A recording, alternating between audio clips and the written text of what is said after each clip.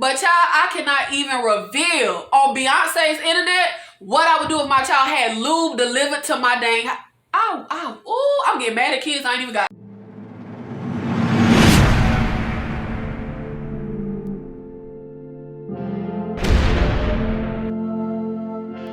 What's up? It's Nikki. Welcome to my channel, or welcome back to my channel. In this video, I will be reviewing episode 5 of And Just Like That, the HBO Max Sex and the City spinoff. Okay, so let's just get right into the ridiculousness. The opening of the episode, we open with Carrie hobbling up the stairs with the umbrella she's using as a cane. But child, who umbrellas are these? Did she steal somebody's umbrella? I was confused. Why was just a bucket of umbrellas at the bottom of the stairs? But man, I was tripping when this episode opened up. Like, girl, Betty White don't even hobble upstairs like that. So I don't know why they want to make Carrie look like this, child. I don't know. So Seema gets Carrie a doctor's appointment for what Carrie keeps cringingly calling old lady back. Now, this didn't make much sense to me. Carrie is rich. I mean, Mr. Big was rich and she is his widow. So why the heck didn't she just go to the doctor herself? I mean, girl, you have access to health care. That didn't make any sense to me that she been having problems with her back or walking or whatever and she just not going to the doctor? Whatever. So even though it is confirmed that Carrie's issue is a birth defect of her hip and not anything to do with age or being old, of course, when she goes to the brunch with Charlotte, Miranda, and Anthony, there is just brutal, excruciating dialogue of everyone just saying, old, fossils, old. So apparently 50 is the new 500, child. Oh, and why was Anthony at the brunch? Their girl talk lunches, brunch, whatever, is always just the 4 girls, now 3 girls. Since when is Anthony or Stanford or anyone other than Charlotte first child when she first had a baby at these dang girl talk lunches? Now, I hear a lot of women say that a woman's prime is her 40s. I was excited to see a show depicting 50-something women in their prime, not their decline. I feel like this show just plays to ageism that women already have to face. How old is Sarah Jessica Parker? How old are the women on this show? Are they happy with this portrayal? Because how come Alexander Petrovsky and all the other older men on Sex and the City were not depicted like they are doing the women? Even, the old guy that Samantha hooked up with and was into until she saw his old wrinkled butt. They didn't even have him hobbling around on the cane. I don't understand, like, why did they write this in for Carrie? What was the point? I don't care that the issue ended up not being related to age. Why portray her limping up the stairs like that and hobbling around and not being able to go to the bathroom like by herself to just pee? I don't understand. What was the point of this storyline? Like, for real, what was the point of this storyline? Calling Carrie grandma, like, y'all, I can't. Like, what's the point? Where we going? What we trying to accomplish? What we doing? I'm just kind of sick of everything with this show being about age. And I'm only 35. I can only imagine how women in their 50s feel watching this. It's kind of like sickening and annoying. Like, for real, it's making me sick. And what was with Carrie saying, I think I gotta pee. Wait, no, I don't. Wait, yeah, I need to pee. Am I peeing? Have I stopped peeing? I was really confused by this because I wasn't sure if this was an age reference or if it was the anesthesia. I couldn't tell if this scene was set after her surgery or before her surgery. But then she does say something about pain meds. And I'm like, wait, so is she medicated? Is that why she don't know if she peeing or not? Oh, and was it just me or did Carrie look like she was laying in a casket when they showed her laying in that hospital bed? It was weird. She looked dead. Is it because she's so pale? Was it just me? Like, I felt like she looked dead when she was laying there. And why did she wake up like that? Who gasped awake from a nap? Because Miranda tells her she was only asleep for like 10 minutes. And child, why do they keep showing us people on the toilet peeing? Why we keep having to see who on the writing crew has a pee fetish? Who? We did not need this scene with Charlotte helping Carrie on the toilet. And then we got to play the scene now as Carrie sitting on the toilet. Why we need that. Y'all, what we doing? This is starting to remind me of how in almost every Tarantino film we see a woman's feet because Tarantino allegedly has a foot fetish. Okay, never mind. I'm going off on something else. Okay, so I have come to the conclusion of something I did not want to face. Shay Diaz is a character regular. She is a series regular, and we will be tortured weekly with the Shay Diaz character on the TV screen, child. I could stomach this show a lot more without Shay Diaz. Oh, and without the kids having a storyline, but that's something else for another time. But, man, I don't know if something is wrong with me or what, because I cannot stand Shay Diaz. Like, I cringe every time she on the screen. Why are they shoving this character down our throats? We don't like her. Or maybe we do. Maybe it's just me. Maybe the audience loves her. I cannot recall disliking a character on a TV show this much in my entire life, or maybe I'm being dramatic and I just can't think. Well, Walter White's wife. But Shay Diaz, I think she might have her beat. Because I didn't cringe. Well, I might have cringed when Walter White's wife was on. But Miranda answering Carrie's phone when she's in the hospital and just inviting Shay Diaz up, I thought that was really odd. I don't answer my friend's phone even if they are indisposed. I just say, like, I look at the phone, I might pick it up and I say, hey, such and such is calling. Do you want me to get it? Especially in a situation where someone is sick or hurt or in the hospital or whatever. It's kind of common courtesy, or I thought it was, that people don't want everybody or anybody seeing them when they're in a state of not looking their best or feeling their best. That's what I thought. The Miranda I know would not be this oblivious when she just tells Shady, oh yeah, come on up, without checking with Carrie. And Carrie being who Carrie is, and Miranda being just so mesmerized by Shay Diaz is so freaking confusing for me, because they're painting it like, oh, Shay Diaz is so free and she's living in her truth and blah, blah, blah, and yada, yada, yada. But Miranda was always herself and never had any problem being authentic or living her truth. But whatever, child. Y'all, why am I still watching this show? I had hope that the show would get better, but hope is dead. But I love Sex in the City so much, and I love these girls. And Hope died, but I'm gonna revive Hope, and I'm just be holding on to Hope. Now, child, if the writers do not insert something, anything to explain why the hell Brady girlfriend freaking lives with them, make it make sense. Is she an orphan? Who let their teenage daughter live with their boyfriend? How the hell you got packages coming to my house, child? This is not your residence. Or, well, from the looks of all 5 episodes, that is the little girl residence.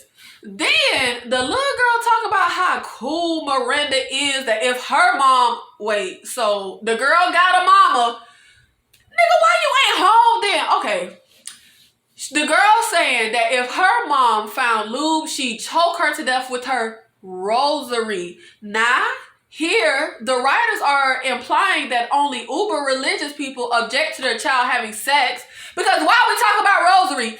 I'm not religious, but child, I cannot even reveal on Beyonce's internet what I would do if my child had lube delivered to my dang I'm getting mad at kids I ain't even got. Okay, I can't say what I would do if the little girl ran up in my house with my son being as disrespectful as this little girl has been with Miranda, making out at the little kid's piano recital, calling Miranda by her name, etc.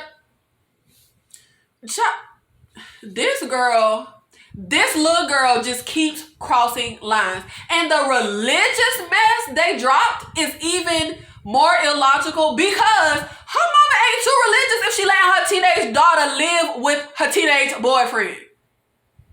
Her mama ain't nowhere in sight. And the writers ain't gave us no explanation for it. And why did Miranda stumble and stutter when the little girl asked about the book that was delivered? I would have simply said, look, girl, this ain't your business. Like, that was weird to me. You don't owe no teenager no answer to no question about what gets delivered to your house. I wish you would question me about what gets delivered to my house. I did not ever foresee Miranda being this kind of a parent. She was never a pushover. Did I think she would be strict? No, that's not Miranda. But Miranda was never a pushover. She was always sure of herself, and she always stood firm on who she was and what she believed in.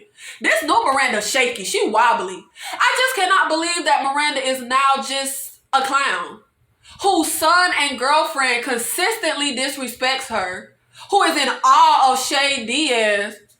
Oh, wow, she just frolics around like, oh, it's all perfect. Ooh-hoo-hoo.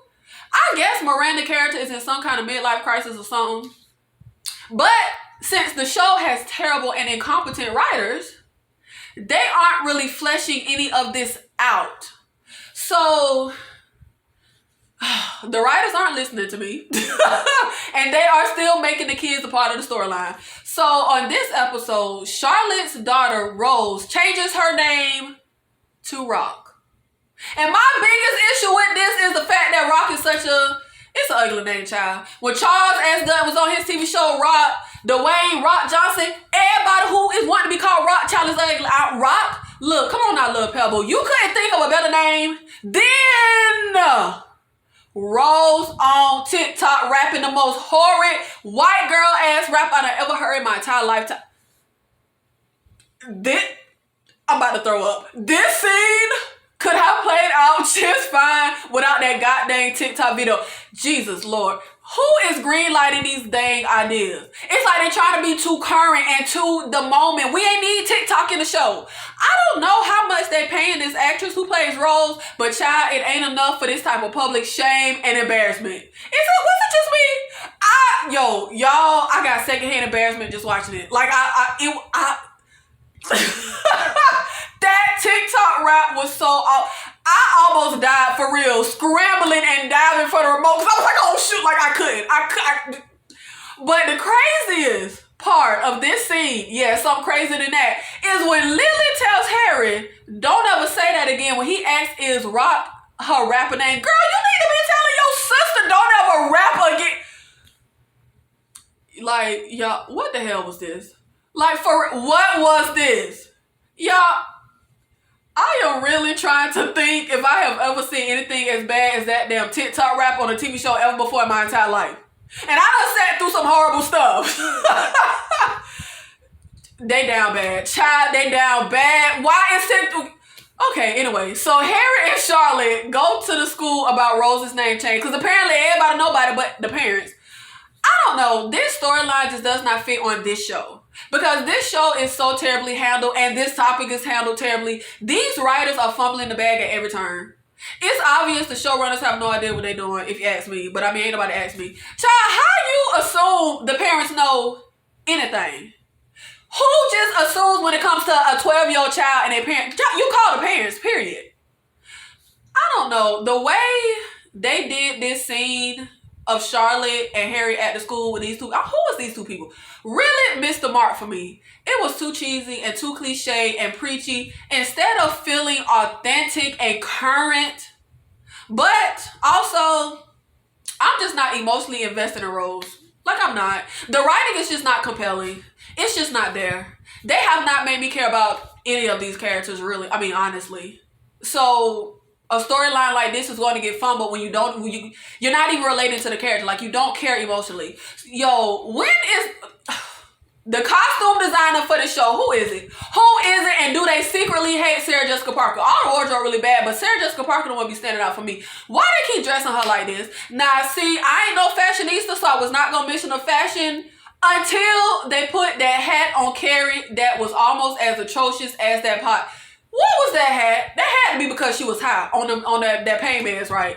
Can somebody please tell the showrunners that Shay Diaz and the podcast is not a hit with the audience? Or is it? Is it just me? Like, please move the show in a different direction. Like, why do they keep just shoving this at us? So they also keep bringing up Samantha. And I'm starting to think they have some kind of hope that they'll be able to get Kim Cattrall back, which does not make a bit of lick of sense to me.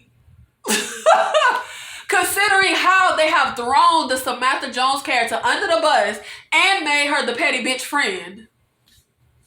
But I'm just confused. Like, why they keep bringing her up? First of all, fans are already feeling like a gap, already wanting her here. Stop shoving it in our face that she ain't here. Why y'all keep bringing her up? Now, we see Shay Diaz yet the hell again. I'm so freaking sick of her, child. I can't. Oh, and who still says I gotta bounce? Bounce. Okay, anyway. So, yeah, they really going with this Miranda is gay narrative. Okay, so can somebody please school me if I'm being the ignorant one here? But does your sexuality just suddenly change in your 50s? Miranda was set up on a date with a girl. Miranda kissed said girl. And Miranda said, nope, not for me.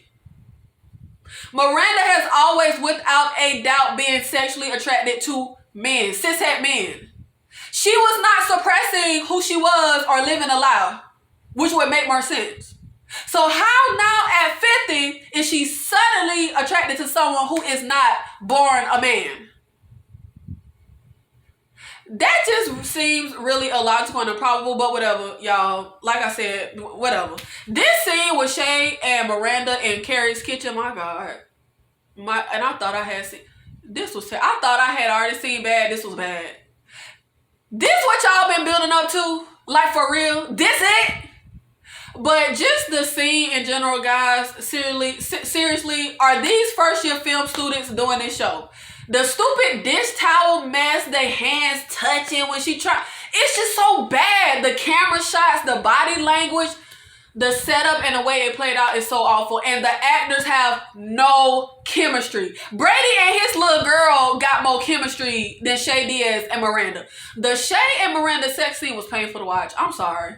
But it was. Oh, and the obvious shots of Carrie in her room sleeping that they panned to like 100 times.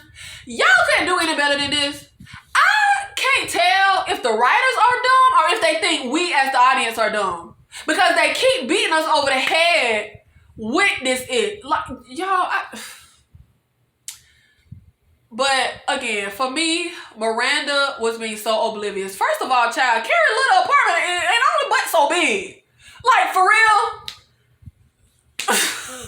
But look, if I'm Carrie, child, I'm calling Miranda with Shay hand down her pants and everything.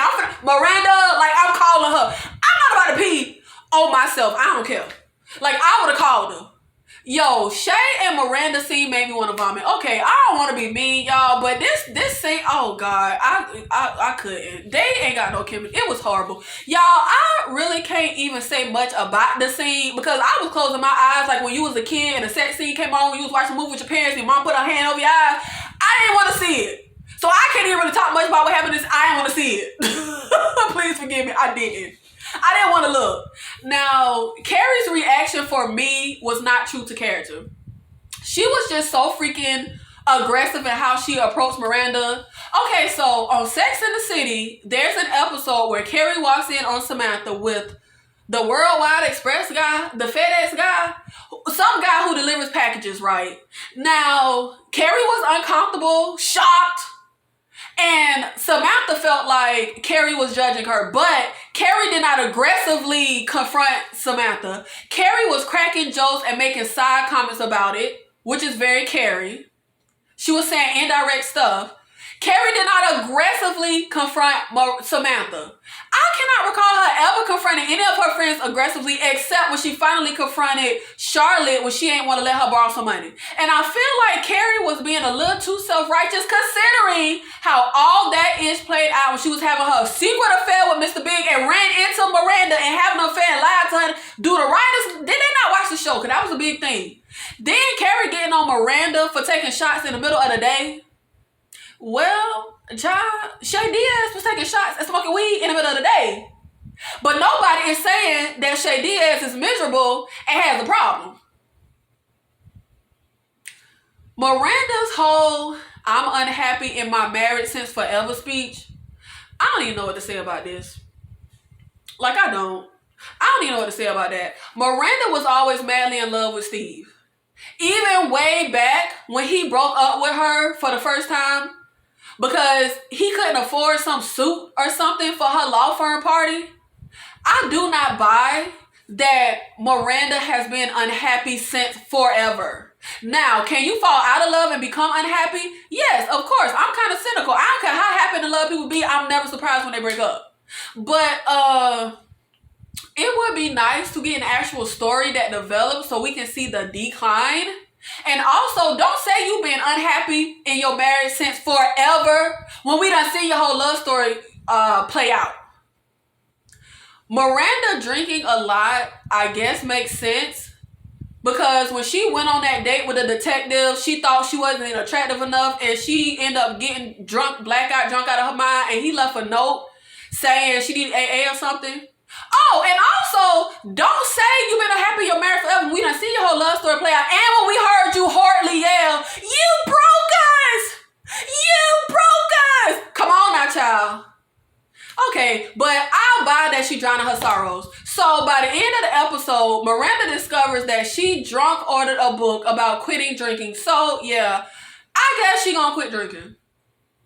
The shining moment of the episode for me was Carrie and the physical therapist.